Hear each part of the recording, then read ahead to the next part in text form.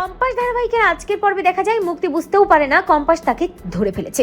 বুঝতে পেরে গেছে কম্পাস যে প্রিয়াঙ্কদা ম্যাম অর্থাৎ মুক্তি তাকে ফলো করছে। মুক্তির মতো এগিয়ে যেতে থাকে কম্পাসের পিছু নিয়ে। অন্যদিকে কম্পাস মনে মনে ভাবে, কে তুমি, আর তোমাকে আমি আজ ধরেই ছাড়বো। কি তোমার উদ্দেশ্য সেটা আমাকে জানতেই হবে। প্রথম থেকেই তোমাকে আমার সন্দেহ হয়েছে, তবে আমি বুঝতে পারছি না এই সবকিছুর পেছনে এই একজন মহিলাই আছে কিনা, আর সেই মহিলা আমি যা ভাবছি তুমিই কিনা। যদি সত্যি প্রিয়াঙ্কদা ম্যাম এবং মুক্তিমাসি একই জন হয়, তাহলে মুক্তিমাসি আজ এই কম্পাসের হাতেই তুমি ফাঁসবে। অনেক খেলেছো আড়াল থেকে, আর কম্পাস তোমাকে খেলতে দেবে না। এই বলেই কম্পাস সামনে একটা গাড়ি দেখতে পাই এবং কম্পাস ভাবে যা করার এখানেই করতে হবে। এসব কিছু ভাবতে ভাবতে কম্পাস জিতকে ফোন করে এবং ফোন করে বলে, জিত একটা কাজ করে দিতে পারবি, এক্ষুনি একটা গাড়ি নিয়ে এই 3 রাস্তার মোড়ে আসতে পারবি।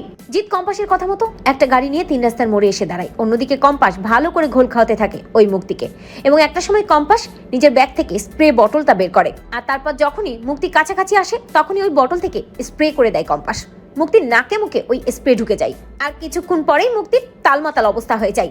কম্পাস তখনই ওই মুক্তিকে আস্তে আস্তে ধরে ওই গাড়িতে তোলে, অর্থাৎ যে গাড়িটা নিয়ে জিত দাঁড়িয়েছিল। জিত কম্পাসকে বলে, কি কম্পাস কি করছিস, প্রিয়াঙ্কদা ম্যামকে তুই এভাবে গাড়িতে তুলছিস কেন, আর ওনার এই অবস্থা করেছিস কেন?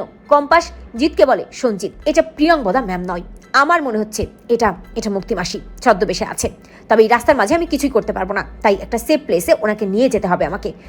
আমি যে জায়গাটার কথা বলছি সেখানে আমাকে নিয়ে চল, বাকিটা আমি দেখে নিচ্ছি। এ প্রিয়াঙ্কদা ম্যাম না মুক্তিমাসি, আজ আমি সেটা বের করেই ছাড়বো।